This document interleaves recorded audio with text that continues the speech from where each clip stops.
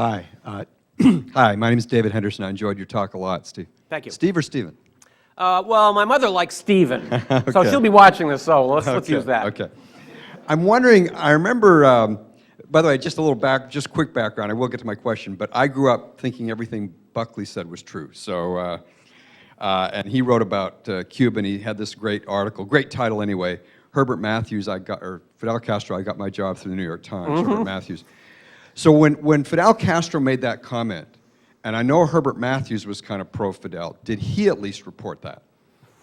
No, because Herbert Matthews was not yet in Cuba. He had been in Cuba during the time when Castro was still up in the hills. Then he came back later on for another return visit. But the controversial episode that Herbert Matthews was involved in, for those of you that don't know this, Herbert Matthews was a famous New York Times correspondent. He went to Cuba, and I wanted to find out if it was really true that the Castro movement had been crushed. And Castro cleverly organized this little theater for him, where he had his 25 soldiers walk by in groups of 5 or 10, and then quickly sort of change their shirts, and then walk by again and walk by again. And Herbert Matthews, with all the insight of a New York Times correspondent, wrote that thousands of people were following Fidel. That episode happened during the war, and it shows you that once in a while, even Americans can get snookered.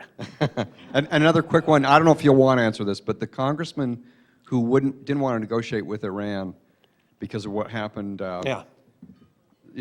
27 years ago, or no, 29 years ago. Do you care to name him? I'm going to be very honest with you, and I'm going to tell you that I heard this story from another congressman who approached him, and he didn't tell me the name. And now I'm glad he didn't, because then I'd have to tell you. Okay, and just one other thing. What's so ironic about that is, remember what Jimmy Carter said, and Sheldon Richman quoted this once in an article, what Jimmy Carter said when the Iranians, when they took the embassy, talked about what happened in 1953, which was 26 years earlier, not 29 years earlier, and Jimmy Carter's famous two-line phrase, that was ancient history. Ancient history. And that really says it all, because we like to think that our interventions happen, then they're over. They never have any long-term effects. It's like saying you can beat your child brutally every day for years, and then once you stop beating him, he'll be fine. There'll be no effect. Everything will be perfect again. That's exactly the mentality we're following. Stephen, thank you. How do you get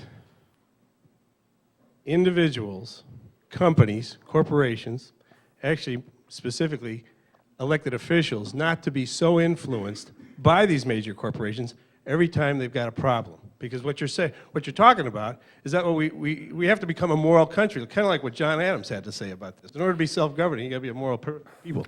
Well, you've put your finger on a huge challenge for America. We have two huge lobbies. There's a great lobby of people that are making huge amounts of money off the war machine. It's a spectacularly profitable business. And then you have this other lobby made up of the corporations that want to go in right after the war and reap all the spoils. That combination is very, very effective. How do you break that? First of all, I think the worse our interventions go, like the one in Iraq, I think the more lights go on in the minds of more people. Secondly, I think part of it has to do with the political process and the public kind of influencing each other. Now, one of the things I found so interesting in the Ron Paul presidential campaign is that although Dr. Paul created a good amount of this enthusiasm, I think what he really did was to see something, not create something. He noticed that something was happening that no one else saw. And I don't even know if you even realized how big it was. But this shows that when there's a leader, when there's a way for people to show that they want another way, they grab onto that. So I'd like to see more people in the political process taking this course. But every time a new weapons system is promoted in the U.S. Congress and approved into law, the first thing that the defense contractors do is get a list of the 435 congressional districts, and they want to find one factory in each district, or at least one in each state, to make one piece of this giant war machine. That way, they can go to every single senator and every single congressman and say, you don't want to cut this project because you're hurting jobs in your own community. There's got to be a way that this great country can support itself without having to have a constant war economy. But this has actually become a fundamental part of our economy.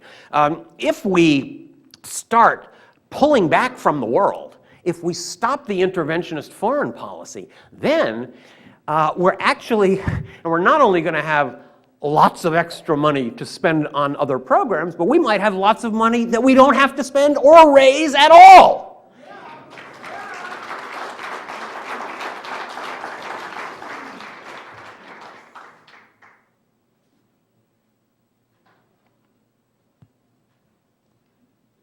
In a history class I took, your book, Overthrow, was used as a textbook. And my former professor would like to ask you, if Obama is elected... Is he in Guantanamo now? If Obama is elected, do you think his administration would break from the current imperialistic U.S. foreign policy? And if so, what impact would this have? And my question would be, has Alfred Mackinder, his Heartland theory, do you think it's had more influence than, let's say, the corporations and the oil? Well, tell me again the first part of your question. Obama, if he is... whether Obama would do it, and then the Kindle thing. Okay, well, here's, Shiite Muslims developed a practice in the early days after the split of Islam. They had to live in largely Sunni communities, and they were being killed as soon as they were found. So they developed a process called taqiyya. Taqiyya means it's allowed to pretend that you're Sunni, or it's allowed to hide your true beliefs in order to survive. Now, in my fantasies, political candidates are truly anti-imperialist, and when they get elected, they're going to show it. But they just can't show it during the campaign. Common sense, however, tells us that that doesn't usually happen.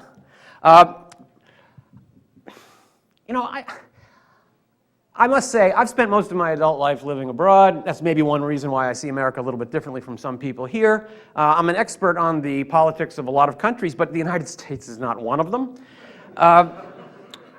My sense is that Barack Obama is a kind of a blank slate on which all of us are projecting various hopes, many of them very contradictory. And if I were advising him, I would tell him, if you want to win, stay blank. And I think that's what he's doing. And he's making it possible for people to have all kinds of guesses and speculations about what he's going to do. But if there is going to be a radical break away from the idea of American interventionism, we haven't gotten any real hint of it yet. Now, if you were running for president and you believed that you believed in this policy and you wanted to get elected, maybe you wouldn't be so explicit about it. Nonetheless, there's no indication that our friend Obama is hiding this project in his mind, and it would certainly be something radically different for American politics. So all I can say is, you can keep your hopes up, but watch your wallet.